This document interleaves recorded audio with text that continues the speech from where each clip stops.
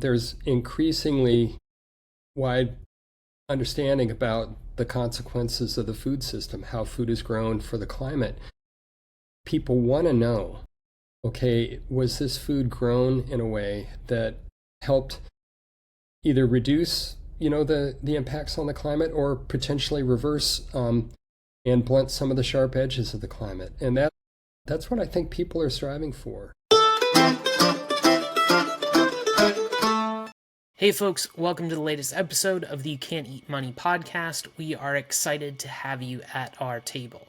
Joining us this week is Mark J. Easter, an ecologist with decades of experience who wrote a really amazing book that just was published by Patagonia and just hit bookshelves called The Blue Plate, A Food Lover's Guide to Climate Chaos. Mark is absolutely no lightweight. He has authored or co-authored more than 50 scientific papers on the carbon cycle and the carbon footprint of agriculture and other land uses, and in 2018 was named a fellow at the Colorado State University School of Global Environmental Sustainability. What surprised me most about Mark's book is that I think a scientist might have written one of the most deeply human books about the intersection of our food system and climate change. It is full, obviously, of verified and peer-reviewed research, but it really doesn't miss the people at the center of this story. And I think we've brought that humanity into this episode. At least I hope.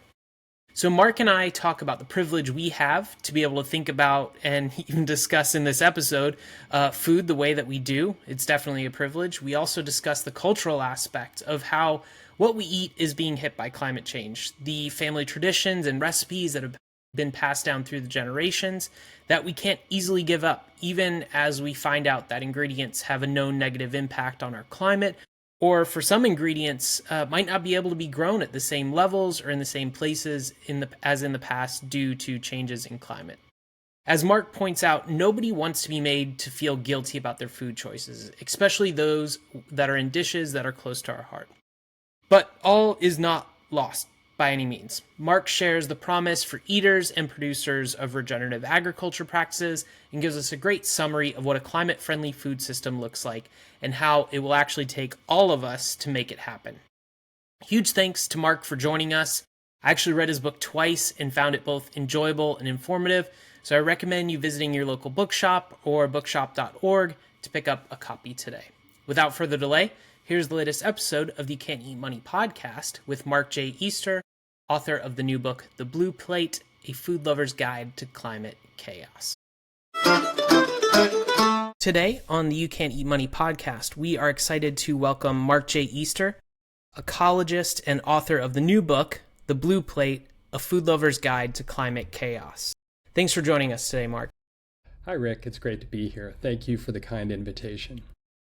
We are really excited to have you.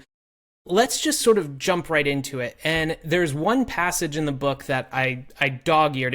It's fairly emotional. You kind of make the counter argument to everything else you've laid out in the rest of the book in a way. I'll just read out a little bit of it. So you write, at a time when we are told that time matters, when every little bit helps, when every single pound of methane avoided is a pound of cure, it feels like so much is being demanded of us when our leaders are making such poor choices about our future, and so little is being done in other sectors that increasingly matter. Why should I change what I eat or be bothered with how my food is produced, since relatively little seems to be done elsewhere? So now that the book is out in the world, what is your answer to that question? Like, why should people care? Why should people be bothered? Yeah, that was an emotional moment for me and among many in writing the book. And what I was really acknowledging was, my own feelings and what other people were saying to me, what I was hearing from the community at large, also from farmers. The scientific community has been sounding the alarm about climate change for over 3 decades now. Longer than that. And the media has really picked up the story finally, in the last decade or so. So there's been increasingly strident and alarming calls for action. And it's taken so long for the types of action we need to have happen at, federal and state governments, at institutional levels, within business, and all of these different aspects of it. things are finally starting to happen. We're actually, as Katharine Hayhoe describes it, we're starting to bend the curve, which is a relief. It's exciting, even though it doesn't feel like it's enough at this point. But where I was really coming from with that was, food is one of the most personal things in any one of our lives. And we have such deep cultural and personal and family connections to it that go back generations. I know I'm still making recipes that come from my Dust Bowl grandparents and great-grandparents that carried forward down through the generations. And most of my family members are doing the same. All my friends are. These sorts of things, these sorts of stories appear when we sit down for meals with friends, with colleagues, or just with ourselves. And when we're confronted with those sorts of things, and we're asked the question, okay, geez, do I have to change this? Do I need to think about eating differently? Why should I do that when there's so much else that needs to be done? And it's something I've personally struggled with. It's one of these things where the head and the heart struggle with each other. And that's one of the things I just wanted to acknowledge in the book, that's part of the greater conversation that's going on here, culturally, at the national level, and also within our own minds. And so how has that landed? Yes, I have made some food choices. And it's where the heart is connected with the head personally. And I'm starting to change the way that I eat. And I've found that I don't really feel like I'm giving anything up. It feels like my life is more enriched. There's so much to feel inadequate about when it comes to, the climate crisis, whether it's, how we travel, how we get around, whether we take vacations or not. Do we do a staycation versus, flying overseas to Europe? The last thing I think anyone wants to feel inadequate about is food. And so I hope that this contributes to that conversation and helps relieve some of that anxiety and offers people opportunities to make choices that they can feel good about, that change the backstory of the food that's on their plates. I want to dig into that last part you just talked about here. Kind of like in the direction that you're saying, most people don't just stock their fridge with Soylent and call it a day. Even if they don't call themselves a foodie or have a deep love of food or have a garden in their backyard, like people do often really have a connection to their food choices in a number of different ways. And with all of that you just talked about, and you're coming to write this book, which has a lot of science and data and sort of verification in it of the things that you're proposing, but you also talk to a lot of people directly who are involved in the production of food, but also, you're thinking about it as an eater, the consumption of food. So the science kind of gives us an idea of that the actions, or at least the direction of the actions, are clear, but there's a lot of culture attached to food. So how do you, and this is sort of a personal question because hosting this podcast, I've always really struggled with, I don't want to necessarily be prescriptive to people because food choices, as you said, are so personal, but I do want to present them with the information that I'm coming across. So how did you try to thread that needle with this book? Yeah, I so appreciate that question. Really, what was involved there was just listening to people, but also listening to myself and paying attention to myself. I sort of joke in the book that there's a special place in hell for greenhouse gas accountants who offer bullshit rationalizations. In the end, I just really felt like I had to be honest with myself and honest with the larger community that I'd been in conversation with for over 3 decades about these sorts of things. There's so much involved here. The types of choices we make about food, besides being deeply personal, oftentimes it's just simply made out of convenience. And there's a lot of people on the planet who just don't have that many choices, whether you live in a food desert or there's situations involving their life. They might be working 2 or even 3 jobs. They have kids. They're trying to make ends meet, get the kids to school and back, deal with all the other complications, and they may not have either the resources or the time or both of those to sit down and be as thoughtful about the food choices, the ingredients, and either preparing or going out and buying the food, at a restaurant or fast food joint. And so just trying to acknowledge that those are realities that are out there, being honest with basically everybody who is facing these sorts of situations, and myself, is really what helped contribute to that conversation. It's a really interesting point that you make there. It's sort of a privilege to be able to care about food as much as you or I do. Exactly, it is. And in the short term, what we want our foods to be labeled and to know where they're coming from. We want to know what the backstory for food is, whether it's if you're buying coffee, if it's bird friendly or rainforest friendly, say for example, or if you're buying a head of lettuce, is it organic or conventional, or now regenerative. But ultimately, what I think we all want is for that question to be settled before the food even goes into our grocery basket, or comes to our plate in a restaurant, or we're at the farmer's market and we pull it off the table and put it into our, hand over some money and put it into our bag. We want to know that it was grown in a way that's sustainable and that ensures, the long-term future of humans on the planet and all the other creatures that we depend upon. Hopefully, the book is a contribution towards that long-term goal. It is a privilege for us to be able to make those sorts of choices, and at the present time, buying regeneratively grown foods tends to be more expensive. Hopefully, that will level out and it will become the norm as opposed to just the exception. I read a piece of journalism, I think it was from The Guardian, when I was living in the UK, that somebody went into a Sainsbury's, a large Sainsbury's grocery store, like a Kroger or Albertsons here in the US. And, these large grocery stores have tens of thousands of products on the shelf, and that's just the packaged stuff. That's not including all of the nice, fresh stuff that's on the outside where, Michael Pollan's like, just circle the exterior of the grocery store, don't go into the middle.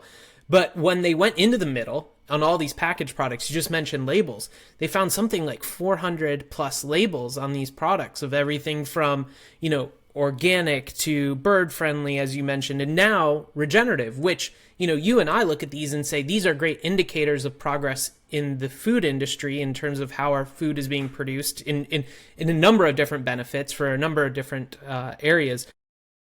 As an average food consumer, is it kind of impossible for people to make these choices? What direction would you give to someone who's going into the grocery store and trying to decipher these hundreds of labels? Yeah. I read that story too, and I had exactly the same response. I think what this indicates is that there's so much interest from consumers around food, and people are demanding a lot. We want our food to be grown sustainably. We don't want to feel guilt or worry about the health or the sustainability of food item that's on our plate. We want to, when we make that morning cup of coffee, we want to know that it was grown in a way that it didn't harm birds, in whether it was Brazil or Ethiopia or Indonesia or whatever part of the world it might have come from. There's increasingly wide understanding about the consequences of the food system, how food is grown for the climate. People want to know, okay, was this food grown in a way that helped either reduce, the impacts on the climate, or potentially reverse and blunt some of the sharp edges of the climate? And that's what I think people are striving for. And it increases our appetite for good things when we know that there's a positive or a more positive story behind what it is we're picking up and what goes into the skillet, before we serve it at our table. And I want to dig into one of those terms we just talked about, regenerative. So we've had on the podcast before Paul Lightfoot, who I think is still the board chair of Regenerative Organic Alliance, which has the Regenerative Organic certification. We've also talked to David Bronner, who I think is also on the board, who's been pushing for that. There's a lot of conversation around regenerative, and there was a little bit of pushback. You mentioned some of the concepts and sort of practices in the Blue Plate, and it's definitely worth folks that are interested in digging into that, dig into the book, because I think you present it in a really balanced way. But there's been some pushback recently, I think, from the scientific community, or at least parts of it. And I sent you some of these articles. There's an article in NPR sort of questioning regenerative grazing. Jonathan Foley, who's the executive director of Project Drawdown, highly respected, also sort of called it into question.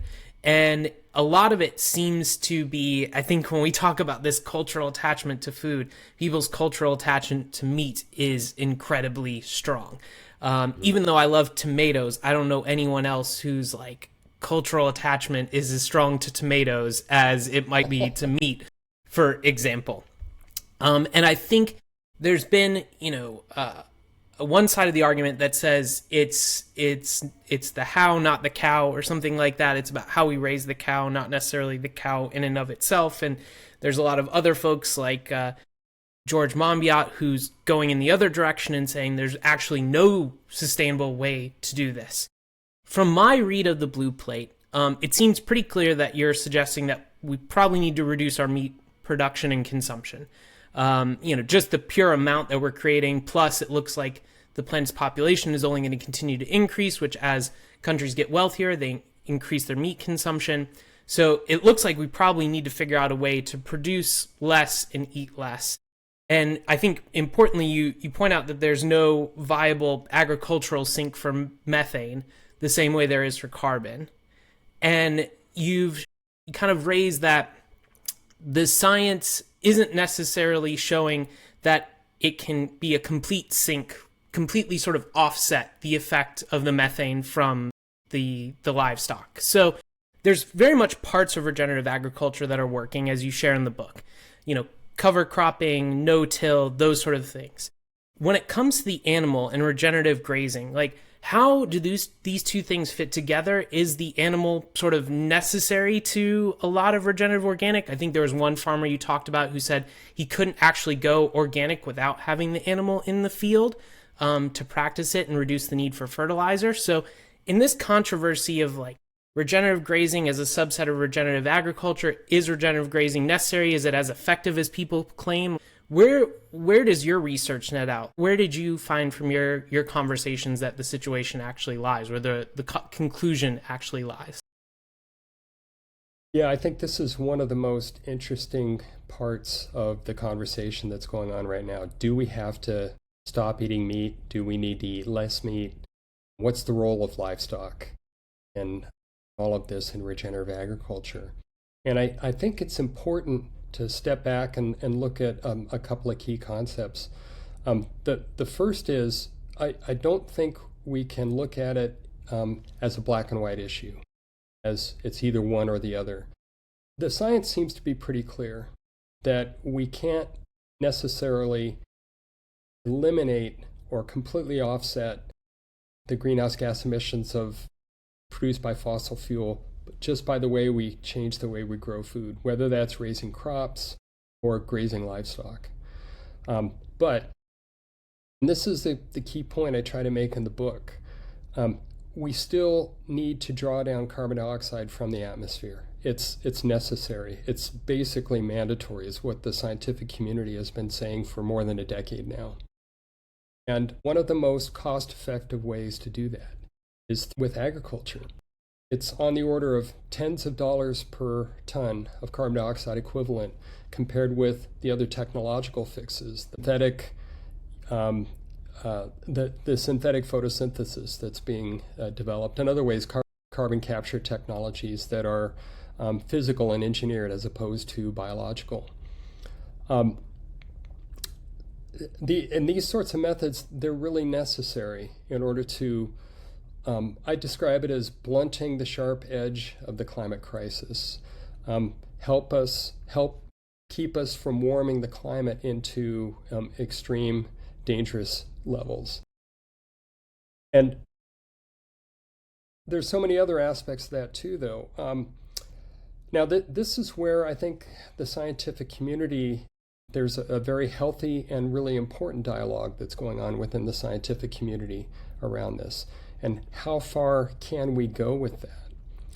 And that's still somewhat in question. But where the science seems to be landing is that we could currently offset somewhere between like about 15% and about a third of our fossil fuel emissions if we went all in across the board. And that's every country, every continent, every farmer. That's sort of like the technical feasibility of it.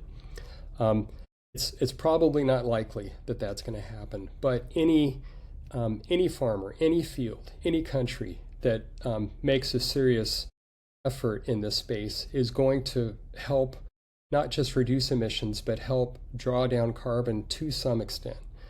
The other thing that we find is that regenerative agriculture is essentially a no-regret strategy. There are so many other benefits that come with it. And when farmers are able to find the capital and the technical expertise and the peer support to actually engage in it, it's really unusual that they go back to conventional methods because they see so many other benefits, from capturing and holding rainwater and snow melt to easing the ups and downs in their yields, they study the yields, helping them weather droughts, helping them weather extreme storm events, and also ultimately, once they get the practices down, reducing their costs and sustaining, or in a lot of cases, increasing their yields. And so it's a win-win-win strategy. It's what I consistently hear from the growers I profile in the book and many others. And I think that's really important. One of the themes that has come up in the You Can't Eat Money podcast often, whether I'm talking to chefs or other people in the food industry, is like, get to know your farmer.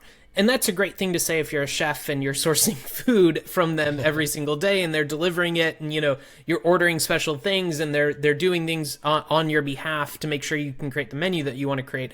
For the average eater, it's more like, a CSA. You profile a great one in Fort Collins in your book, which sounds awesome. I'd actually I want to figure out a way to come and visit it because it sounds really cool. Also, the jalapeno basil lemonade sounds delicious. So I definitely want to check that out. But for the rest of us, it's actually probably just going to our farmers market and having some conversations with the people behind the table about how they grow their tomatoes. So I think that's a great thing in the book, is that you talk to the growers, you talk to the producers, you also talk to people on the other end, the sort of the eaters. You've got this central question in the book: can we eat our way out of the climate crisis? And you definitely have a lot of good guidance, I think, for eaters, but also people who are on the production end looking for examples and sort of people to hold up and see how that they're doing it.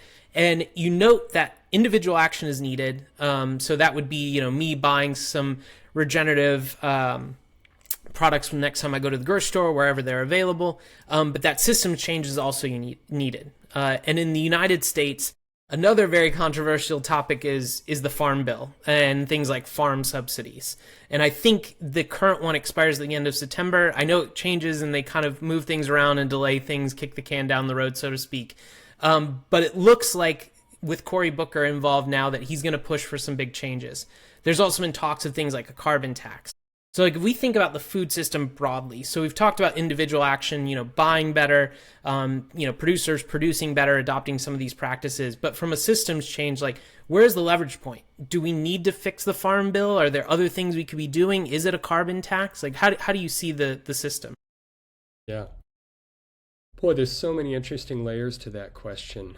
I think ultimately, the lesson that I've learned, and many people that I know have learned, is that if you go to wherever you get your food and you ask for things, if enough people ask for them, then they will respond, whether it's, as you mentioned, a grower at the farmer's market, or maybe it's at a restaurant, maybe it's at your local grocery store. And I have actually experienced it with my local grocer. I ask enough, and other people are asking enough. They start to make some changes in the products that they're making available to us. And so part of it is consumer demand, but also at the top level, federal and state agricultural policy do drive so much in terms of how crops are grown and what's made available. What I hear consistently from the farmers working in this space is that they really need a level playing field, and they don't currently have one right now. So much of the markets that they're able to sell into are driven by commodity programs. and federal and state policy that drive commodity programs and essentially, for lack of a better term, dictate what actually can be sold. And a lot of that is related to demand that's coming out of a really small number of producers at the top level, not the farmers and the ranchers, but the people who are taking the raw materials, the corn, soybeans, lettuce, wheat, whatever it is, and turning that into food, packaged food that gets delivered to us.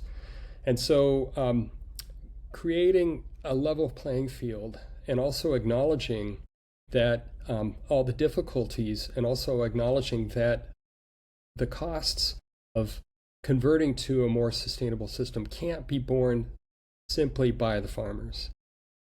It has to be that those costs have to be shared up and down the supply chain, and not just leveraged on consumers as well too, but there needs to be an acknowledgement for the manufacturers, the producers, the middlemen, the distributors, that there has to be an equitable arrangement here that allows these things to go forward, where we don't have the people at the two ends, the consumers and the farmers, on the pointy end of the spear in this process.